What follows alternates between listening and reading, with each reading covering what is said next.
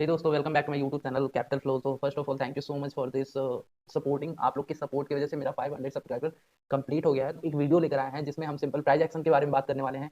और एक जो सबसे बड़ी ट्रेडरों की प्रॉब्लम हो रही है, कह सकते हैं एज अ बिगनर, जो सबसे ज़्यादा गलती कर रहे हैं वो है ओवर ट्रेडिंग और रिवेंज ट्रेडिंग को कैसे अवॉइड करें और इनसे कैसे बचें। ठीक है, पहली बात कर लेते हैं प्राइस एक्शन ट्रेडिंग के बारे में। देखो, प्राइस एक्शन ट्रेडिंग कैसे समझे।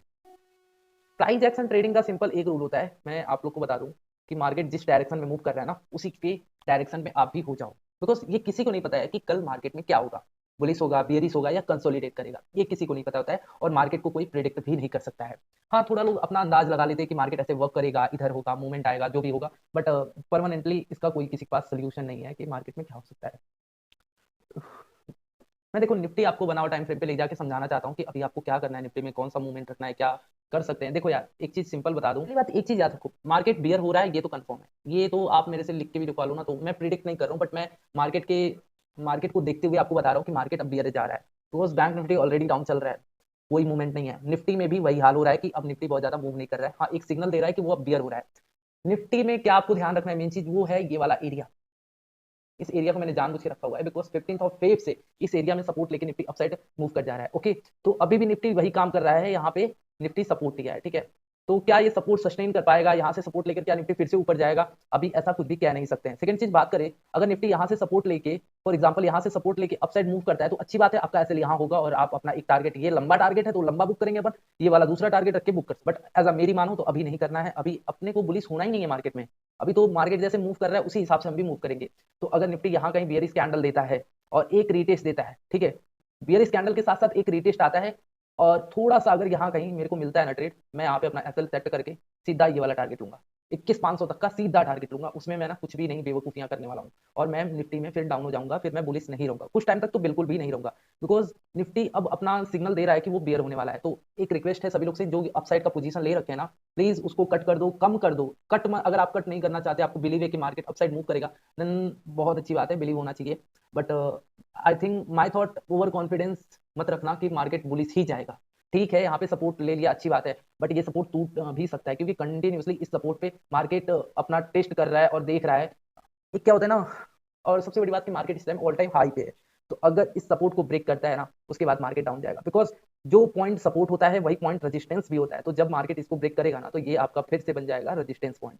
फिर ये सपोर्ट नहीं रहेगा, फिर ये रेजिस्टेंस। अब निफ्टी का जो अगला सपोर्ट आएगा वो ये वाला आएगा 21,500, जो कि बहुत ज्यादा अभी डाउन साइड है। तो अब समझ लो कि मार्केट बियर होने वाला है, डाउन जाने वाला है।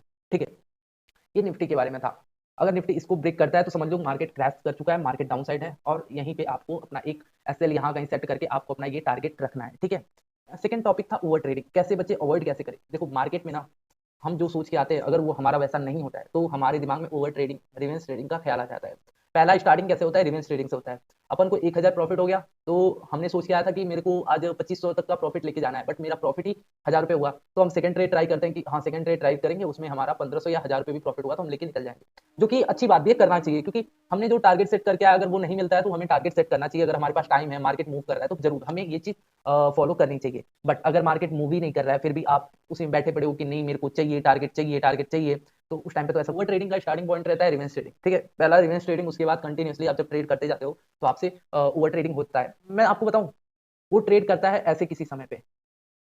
अब देखो ये समय देखो, अब मार्केट यहाँ पे कुछ वर्क कर रहा है, कुछ भी नहीं, ना इसमें बायर का प्रॉफिट है ना इसमें बेयर का प्रॉफिट है। हाँ, इसमें इस कैपिटल का प्रॉफिट है, छोटा छोटा ट्रेड लिया यहाँ पे बुक किया, वो निकल गया, जो बंदा निकल गया उसके लिए तो प्रॉफिट है। बट जो कंटिन्यूसली इसमें ट्रेड किया ना, उसका यहाँ पे लॉस हो जाता है। ठीक है, तो वो भी इसी सिचुएशन पे आके ट्रेड करता है एंड उसको लॉस हो जाता है।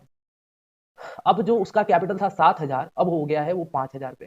ठीक है, ये हो गया 5K। अब उसका और दिमाग खराब, अब वो सोचता है ना कि 10,000 से 5,000 हो गया। अब वो ना भाई ये 5,000 पे भी नहीं रुकता है, वो इसके बाद भी कंटिन्यूसली, तो शाम को जब वो आता है ना तो देखता है ओ तेरी, मैंने तो 120 बाइंग एंड सेलिंग कर दिया, और कैपिटल उसका पता है क्या होता है, जीरो। जो इस गलत फहमी में है कि उसका कैपिटल जीरो हो जाता है, वो बहुत बड़े, मतलब समझ लो कि उनका दिमाग काम करना बंद हो गया। कैपिटल उसका जीरो नहीं होता है, उसका कैपिटल -1,000 हो जाता है। अब वो -1 के ये कैसे हुआ, तो भाई जो चार्जेस है, जो ब्रोकरेज है, वो कौन भरेगा, वो तो तुम्ही को भरना पड़ेगा ना। तुम्हारा भले ही कैपिटल लो हो गया, सब कुछ खत्म हो गया, उससे क्या मतलब है, जो आपका ब्रोकर रहेगा वो तो अपना चार्जेस लेगा ना। तो ओवर ट्रेडिंग से कैसे बचे। ओवर ट्रेडिंग हो रहा है तो बहुत ज्यादा हो रहा है, तो अभी आप रुक जाओ, ट्रेड मत करो कुछ दिन तक, ट्रेड को अवॉइड करो। प्लस उसके बाद से आप जो आपकी क्वांटिटी थी ना ज्यादा लेने की ट्रेड, उसको कम कर दो, अपनी क्वांटिटी 1 लॉट कर दो। अगर आप 10 लॉट लेते थे तो वहां पे आप 2 लॉट कर दो। अगर आप 4 लॉट से करते थे तो वहां पे 1 लॉट रखो। और अगर आप 1 लॉट लेने के बाद आपसे ओवर ट्रेडिंग हो जाता था तो आप स्टॉक में स्टार्ट कर दो, तब आप ऑप्शन ट्रेडिंग मत करो। बिकॉज ऑप्शन ट्रेडिंग में आपको पता है ना कि आपको एक लॉट में जितनी क्वांटिटी होती है उतनी लेनी पड़ती है। सेकंड चीज, चलो ठीक है, आपको स्टॉक में ट्रेड करना अच्छा नहीं लगता, आपको ऑप्शन में ही करना है, ठीक है, करो, कोई दिक्कत नहीं। आप मंथली एक्सपायरी का 1 लॉट लेना स्टार्ट करो, 15,000 20,000 ट्रेडिंग से स्टार्ट करो। सेकंड चीज, आप को ये चीज माइंड में रखना है ना, कंटिन्यूसली ये चीज आपको अपने दिमाग में रखना है ना, कुछ भी हो जाए मैं ओवर ट्रेडिंग नहीं करूंगा।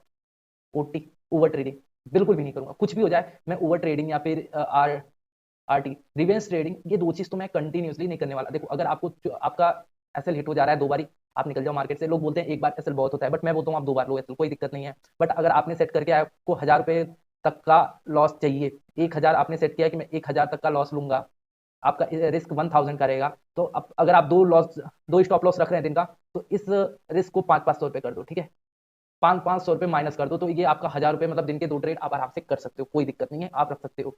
बट इसका सिंपल सा यही एक फॉर्मूला है कि आप अपने ओवर ट्रेडिंग को कैसे बंद कर सकते हो। पहली बात, 1 लॉट से ट्रेडिंग करो।